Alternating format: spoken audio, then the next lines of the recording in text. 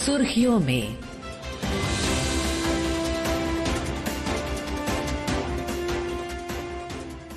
ये आकाशवाणी है। प्रस्तुत है कार्यक्रम सुर्खियों में। इसके अंतर्गत सुनिए भारत की पांडुलिपि विरासत के संरक्षण और डिजिटलीकरण के लिए प्रथम ज्ञान भारतम अंतर्राष्ट्रीय सम्मेलन पर विशेष कार्यक्रम।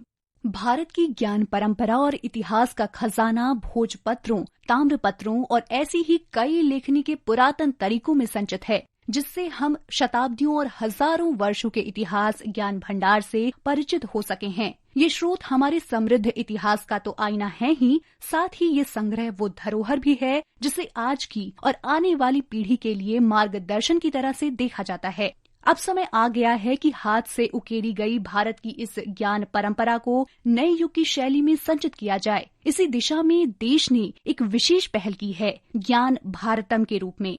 इस समय दिल्ली में 3 दिवसीय ज्ञान भारतम अंतर्राष्ट्रीय सम्मेलन का आयोजन हो रहा है।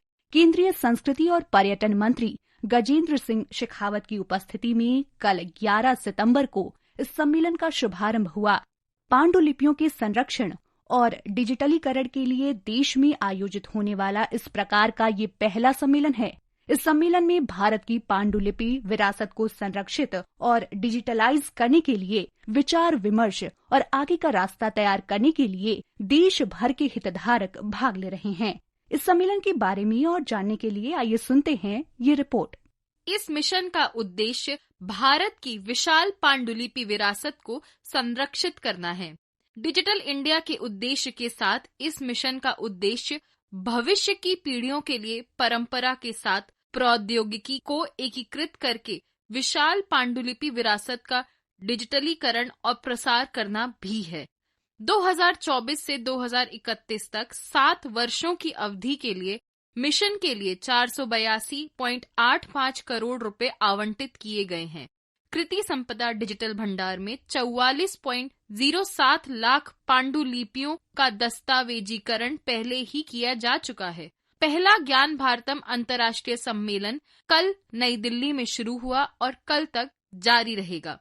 देश विदेश के विद्वानों, विशेषज्ञों, संस्थानों और सांस्कृतिक कार्यकर्ताओं के साथ 1100 से अधिक प्रतिभागी इस सम्मेलन का हिस्सा हैं। ज्ञान भारतम मिशन के उद्देश्य हैं पांडुलिपियों की पहचान और दस्तावेजीकरण, संरक्षण और पुनर्धार, डिजिटलीकरण और संग्रह निर्माण, अनुसंधान, अनुवाद और प्रकाशन, क्षमता निर्माण और प्रशिक्षण, प्रौद्योगिकी विकास, जुड़ाव और प्रोत्साहन तथा वैश्विक सहयोग और शिक्षा। ज्ञान भारतम मिशन वर्तमान समय में अत्यंत महत्वपूर्ण है क्योंकि यह मिशन 5 मिलियन से अधिक पांडुलिपियों को संरक्षित और साझा करने के लिए AI संचालित कैटलॉगिंग, डिजिटल संग्रह, लिपि डिस्क्रिप्शन और बहुभाषी प्लेटफॉर्मों का उपयोग कर रहा है। दीक्षा सक्सेना, आकाशवाणी समाचार, नई दिल्ली। प्रधानमंत्री नरेंद्र मोदी ने इस वर्ष स्वतंत्रता दिवस के अवसर पर लाल किले की प्राचीर से अपने संबोधन में ज्ञान भारतम के बारे में कहा था। इस बार हमने ज्ञान भारतम योजना के तहत देश भर में जहां भी हस्तलिखित ग्रंथ है, जहां पांडुलिपियां हैं, सदियों पुराने जो दस्तावेज हैं, उनको खोज करके आज की टेक्नोलॉजी का उपयोग करते हुए उस ज्ञान की समृद्धि को आने वाली पीढ़ियों के लिए काम आए, उस दिशा में काम कर रहे हैं। केंद्रीय संस्कृति और पर्यटन मंत्री गजेंद्र सिंह शेखावत ने कल पहले ज्ञान भारतम अंतर्राष्ट्रीय सम्मेलन का उद्घाटन किया था। आइए सुनते हैं इस अवसर पर उन्होंने क्या कहा। भारत की इस समृद्ध ज्ञान परंपरा, जिसका प्रवाह हजारों हजार साल तक अनेक तरह की चुनौतियों और कठिनाइयों, प्रतिरोध और संघर्षों के बावजूद भी निरंतर बना रहा, उस ज्ञान परंपरा को एक बार फिर देश और दुनिया से परिचित कराने के उद्देश्य से भारत के इस समृद्ध ज्ञान को पुनः संजो करके प्रकाशित करने, भारत की स्थाति को जान करके हम सब लोग इस पर गर्व कर सके, इस उद्देश्य से माननीय प्रधानमंत्री नरेंद्र मोदी जी के नेतृत्व में जो ज्ञान भारतम मिशन प्रारंभ हुआ है, मित्रों, मुझे अत्यंत प्रसन्नता है कि एक नए मिशन की शुरुआत इतने सारे लोग जो इस विषय में विशेषज्ञता रखते हैं, प्रवीणता रखते हैं और आने वाले समय में इस विषय को आगे बढ़ाने के लिए जिनका मूल्यवान मार्गदर्शन और योगदान अत्यंत महत्वपूर्ण होने वाला है, ऐसे सारे लोग जिन्होंने पिछले वर्षों में अपने सांस्थानिक संसाधनों के द्वारा, अपने व्यक्तिगत प्रयासों के द्वारा ऐसी धरोहर को संरक्षित करके अपने पास में संजो करके रखा है, उन सब के साथ मिलकर के हम अगले 3 दिन तक एक विचार मंथन की प्रक्रिया को प्रारंभ करने वाले। अगर पांडुलिपि की बात करें तो ये ताड़ के पत्तों, भोजपत्र, कपड़े, कागज या धातु जैसी सामग्रियों पर हाथ से लिखी कोई रचना होती है। पांडुलिपि की श्रेणी में आने के लिए किसी रचना को कम से कम 75 साल पुरानी होने के साथ ही महत्वपूर्ण ऐतिहासिक और वैज्ञानिक मूल्य वाली धरोहर होना आवश्यक है। मुद्रित पुस्तकों या प्रशासनिक अभिलेखों से उलट पांडुलिपियों में ज्ञान सामग्री शामिल होती है। इसमें दर्शन, चिकित्सा, खगोल विज्ञान, साहित्य और कला जैसे विविध विषय हो सकते हैं। पांडुलिपियां सैकड़ों भाषाओं और लिपियों में पाई जाती हैं। कभी कभी एक ही भाषा को अक्सर कई लिपियों में दर्शाया जाता है। पांडुलिपियां भारत की बौद्धिक परंपरा की रक्षा के लिए महत्वपूर्ण रही हैं। प्रधानमंत्री नरेंद्र मोदी आज ज्ञान भारतम अंतर्राष्ट्रीय सम्मेलन में शामिल हुए। इस अवसर पर अपने संबोधन में उन्होंने क्या कहा, आइए सुनते हैं। साथियों, इतिहास के क्रूर थपेड़ों में लाखों मैन्युस्क्रिप्ट्स जला दी गई, लुप्त हो गई, लेकिन जो बची है वो इस बात की साक्षी है कि ज्ञान विज्ञान पठन पाठन के लिए हमारे पूर्वजों की निष्ठा कितनी गहरी थी, कितनी व्यापक। भोजपत्र और ताड़पत्र से बने नाजुक ग्रंथ, ताम्रपत्र पर लिखे गए शब्दों में मेटल कोरोजन का खतरा, लेकिन हमारे पूर्वजों ने शब्दों को ईश्वर मानकर अक्षर ब्रह्म भाव से उनकी सेवा की। पीढ़ी दर पीढ़ी परिवार उन पोथियों और पांडुलिपियों को सहेजते रहे। ज्ञान के प्रति अपार श्रद्धा, आने वाली पीढ़ियों की चिंता, समाज के प्रति जिम्मेदारी, देश के प्रति समर्पण का भाव, इससे बड़ा उदाहरण कहाँ मिलेगा। साथियों, भारत की ज्ञान परंपरा आज तक इतनी समृद्ध है क्योंकि इसकी नींव 4 मुख्य पिलर्स पर आधारित है।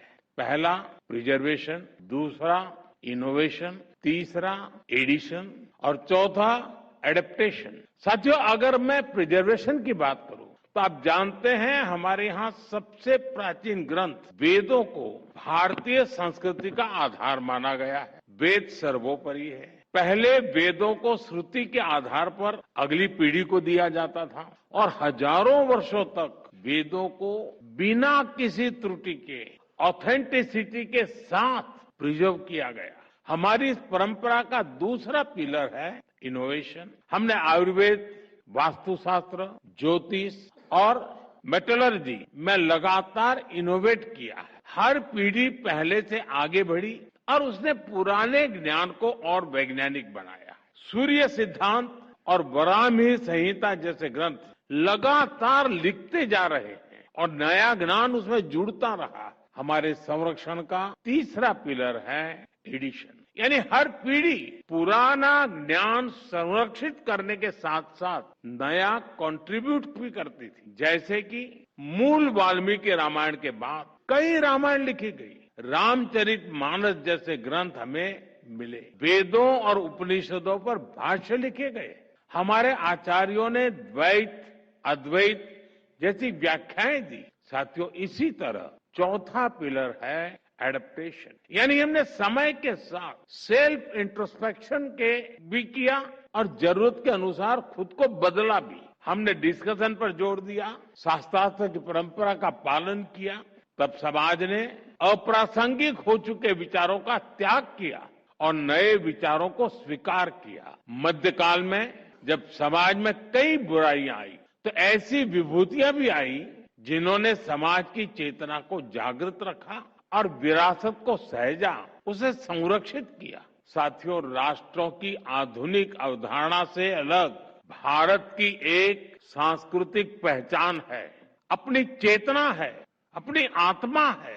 भारत का इतिहास सिर्फ सल्तनतों की जीत हार का नहीं है, हमारे यहाँ रियासतों और राज्यों के भूगोल बदलते रहे, लेकिन हिमालय से हिंद महासागर तक भारत अक्षुण्ण रहा, क्योंकि भारत स्वयं में एक जीवंत प्रवाह है जिसका निर्माण उसके विचारों से, आदर्शों से और मूल्यों से हुआ है। भारत की प्राचीन पांडुलिपियों में, मैन्युस्क्रिप्ट में हमें भारत के निरंतर प्रवाह की रेखाएं देखने को मिलती है। ये पांडुलिपियां हमारी विविधता में एकता की घोषणा पत्र भी है, उद्घोष पत्र भी है। प्रधानमंत्री ने अपने संबोधन में देश की ऐतिहासिक पांडुलिपि धरोहर पर क्या कहा, आइए सुनते हैं। शून्य की ये खोज भारत में हुई थी और बक्साली पांडुलिपि में शून्य के उस प्राचीन प्रयोग और मैथमेटिकल फॉर्मूलाज के प्रमाण आज भी सुरक्षित है। यशोमित्र की बोवर पांडुलिपि हमें सदियों पुराने मेडिकल साइंस के बारे में बताती है। चरक संहिता और सुश्रुत संहिता जैसे ग्रंथों की पांडुलिपियों ने आयुर्वेद के ज्ञान को आज तक सुरक्षित रखा है। सुलभ सूत्र में हमें प्राचीन जियोमेट्रिकल नॉलेज मिलती है। कृषि पराशर में एग्रीकल्चर के ट्रेडिशनल नॉलेज की जानकारी मिलती है। नाट्य शास्त्र जैसे ग्रंथों की मैन्युस्क्रिप्ट से हमें मानव के भावनात्मक विकास की यात्रा को समझने में मदद मिलती है। आइए सुनते हैं कि प्रधानमंत्री ने पांडुलिपियों के संरक्षण में एआई की भूमिका को लेकर क्या कहा। इन मैन्युस्क्रिप्ट में मौजूद ज्ञान को दुनिया के सामने कैसा लाया जाए, इसमें भी एआई की मदद ली जा सकती। दूसरी एक समस्या है कि हमारे मैन्युस्क्रिप्ट बिखरे पड़े और अलग अलग कालखंड में अलग अलग प्रकार से प्रस्तुत किए गए। एआई का फायदा ये होगा कि इन सबको इकट्ठा किया जा सकता है और उसमें से अमृत निचोड़ने में वो एक बहुत ही अच्छा सा हमें यंत्र मिल सकता है कि हम 10 जगह पे चीजें पड़ी होगी, लेकिन एआई से हम इसको एक साथ ला करके देख सकते हैं। हम उसका अर्थ हो सकता है, जैसे प्रारंभ में ही प्रेजेंटेशन में आया कि एक ही प्रकार के शब्दों का कई उपयोग है। हो सकता है कि उनको एक बार चलिए 100 क्वेश्चन बन जाएंगे तो सॉल्व करना। आज लाखों क्वेश्चन में हम उलझे पड़े हैं, 100 तक तो ले आएंगे। हो सकता है फिर हमारी मानव शक्ति जुड़ जाएगी तो उसका परिणाम ले आएगी। लेकिन ऐसी कई कठिनाइयां भी हैं, लेकिन रास्ते भी हैं। साथियों, मैं देश के सभी युवाओं से आह्वान करता हूं, आप आगे आकर इस अभियान से जुड़िए। और मुझे अभी बता रहे थे मंत्री जी की कल से आज तक जो लोग काम इसमें हिस्सा ले रहे हैं 70% लोग युवा हैं। मैं समझता हूं ये सबसे बड़ी इसकी सफलता की निशानी है। अगर युवाओं ने उसमें रुचि लेना शुरू किया तो ये मैं पक्का मानता हूं कि हम बहुत तेजी से सफल होकर रहेंगे। हम कैसे टेक्नोलॉजी के जरिए अतीत को एक्सप्लोर कर सकते हैं, हम कैसे इस ज्ञान को एविडेंस बेस्ड पैरामीटर्स पर मानवता के लिए सुलभ बना सकते हैं, हमें इस दिशा में प्रयास करना चाहिए। हमारी यूनिवर्सिटीज को, हमारे इंस्टीट्यूट्स को भी इसके लिए नए इनिशिएटिव लेने चाहिए। आज पूरा देश स्वदेशी की भावना और आत्मनिर्भर भारत के संकल्प को लेकर आगे बढ़ रहा है। ये अभियान उसका भी एक विस्तार है। हमें अपनी धरोहरों को, अपने सामर्थ्य को, यानी सामर्थ्य का पर्याय बनाना है। मुझे विश्वास है ज्ञान भारतम मिशन से भविष्य के एक नया अध्याय शुरू होना जा रहा है। ज्ञान भारतम ये दर्शाता है कि कैसे भारत डिजिटल इंडिया की परिवर्तनकारी शक्ति को विरासत के दायरे में विस्तारित कर रहा है। जिस तरह यूपीआई ने भुगतान के क्षेत्र में क्रांति ला दी, उसी तरह ज्ञान भारतम मिशन 1 करोड़ से अधिक पांडुलिपियों को संरक्षित और साझा करने के लिए एक क्रांतिकारी कदम है।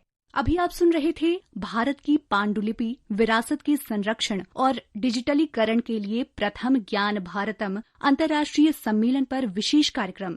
ये कार्यक्रम आकाशवाणी के समाचार सेवा प्रभाग द्वारा प्रस्तुत किया गया। इसे आप हमारे mobile app news on AIR और YouTube channel news on AIR official पर भी सुन सकते हैं। इस कार्यक्रम के संबंध में अपनी प्रतिक्रिया आप हमें ईमेल या व्हाट्सएप के माध्यम से भेज सकते हैं। ईमेल का पता है airnsttalks@gmail.com और व्हाट्सएप नंबर है 9289094044।